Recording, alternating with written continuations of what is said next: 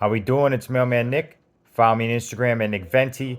If you enjoyed this content, please give me a thumbs up. Don't treat me like a 204B over here. And obviously, these are my own thoughts and opinions. I will not speak on behalf of the Postal Service. So today was an 11-hour day. Had half a route in addition to my route.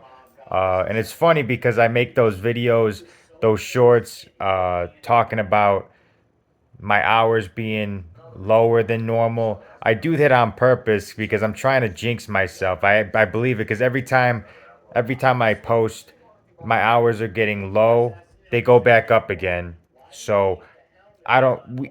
We looked we looked at the schedule and it said there was only 3 or 4 CCAs in my office, my brother's office, and with my brother too. He's been helping out a lot. They've been sending him over here because he's in a 6 route office. He has 5 CCAs. Why the hell do they have 5 CCAs?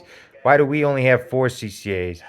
We're there's in a total Our office has a total of 63 routes, 20 rural routes, 43 city routes, and we have way less CCAs than we should. We should have at least 9 or 10. But I'm not complaining. I want the money. I want the overtime. And they're already trying to get my brother over to my office because they had to wait for a position to open up, and then he applied for it, and now my supervisors are gonna handle the rest when he gets the fingerprints email. So he's gonna go from the 6 route office to my office and make that money. So it's gonna be we're already confusing people because he's helped out a couple times already, and people haven't seen us together in the same room, so it's a little you know creeping people out, seeing identical twins. Both overtime junkies want to make this money, so um, yeah, he'll be in my office soon for sure. My supervisor will definitely make sure he gets to our office. Uh, I'm watching.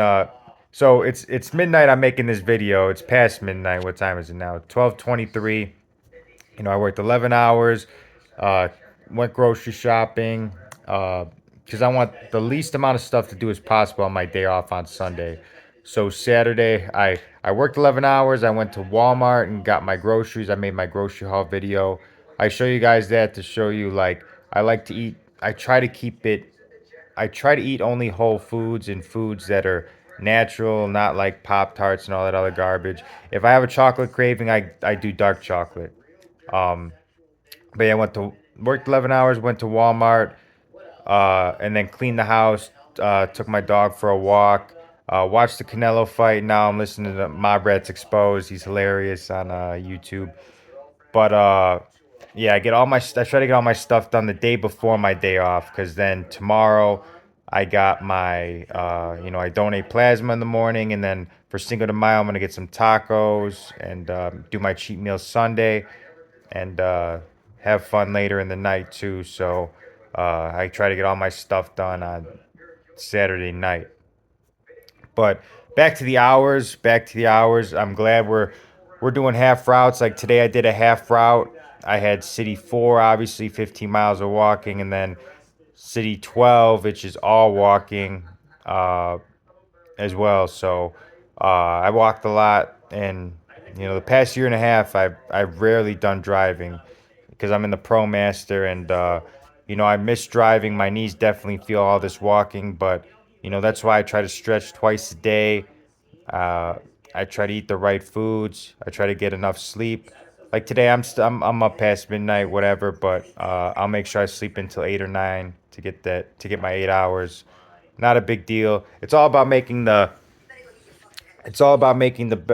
better decisions, and grinding, making money, and also not being too sucked into work where you're not enjoying your personal life and stuff like that.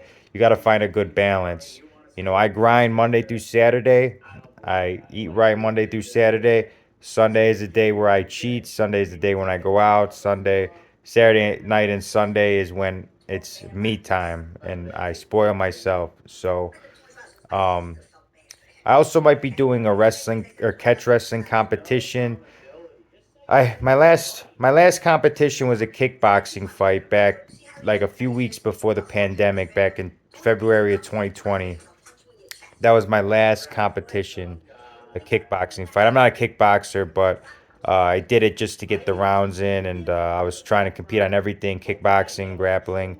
Uh, it's been more than four. It's been a while since I did my last pro grappling competition, but this is gonna be catch wrestling. It favors my style because I'm a wrestler first.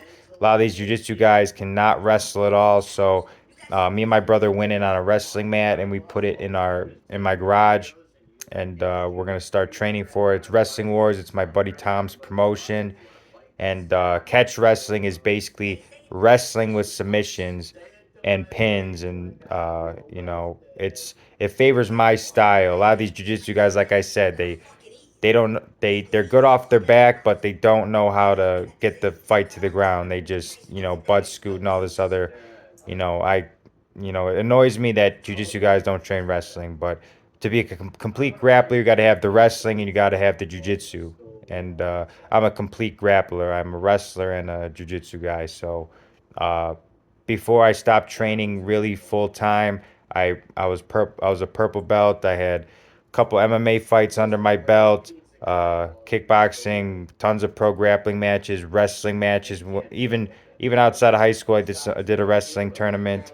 I have a lot of mixed martial arts experience. So, um, I really want to do this Wrestling Wars to, show people I still have it, because there are some people who, you know, even if they don't say it, like sneak dissing.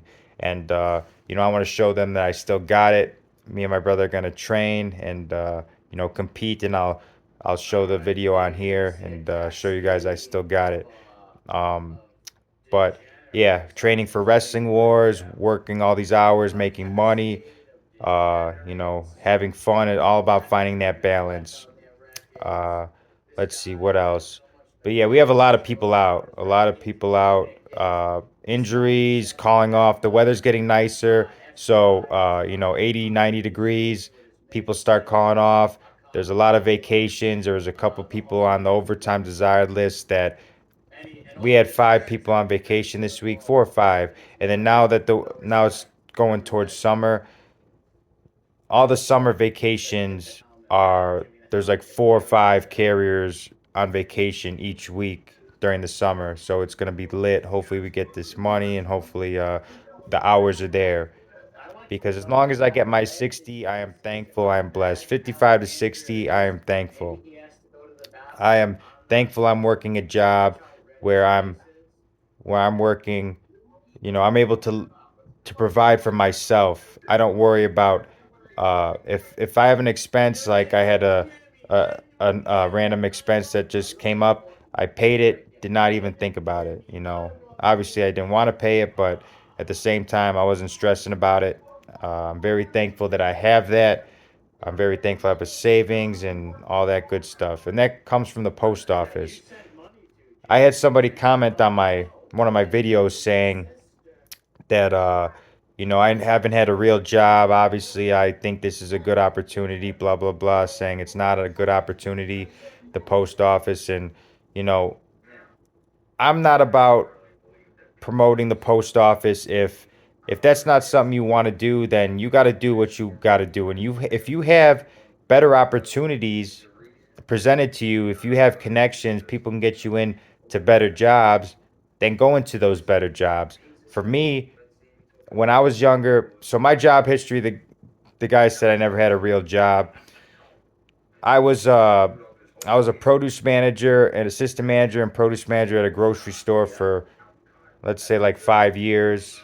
5 years. And then I was working security, and I really tried to get into some unions, like painters unions. I did a lot of stuff on my own free time to try to get in there and try to be uh you know there was there's a bunch of Chicago Painters Union. There's a bunch of companies.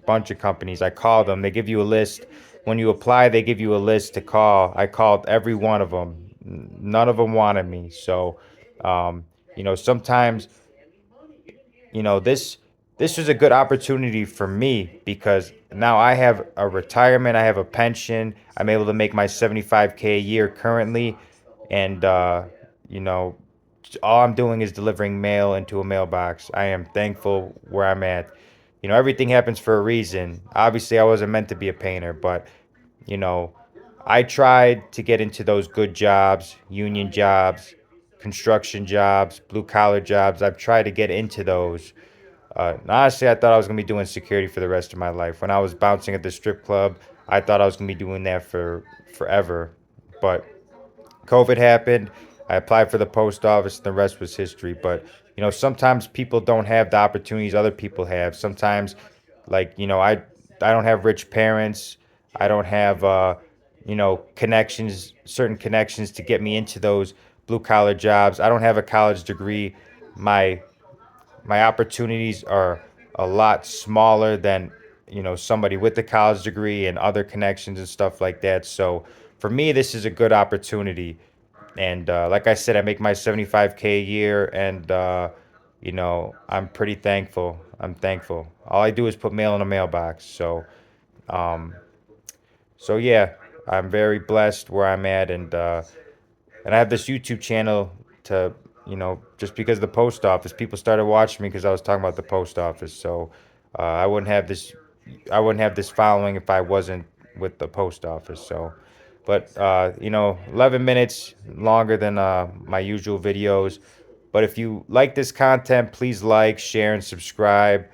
I'm gonna try to keep making more videos and giving you guys the content, giving you guys my day-to-day life, how I, navigate working 60 hours a week and stuff like that. I try to show you guys like my cheat meals Sunday, and my other stuff, that certain things that I want to show you guys. So uh and my Instagram too. Follow me on Instagram at Nick Venti, and have a good night.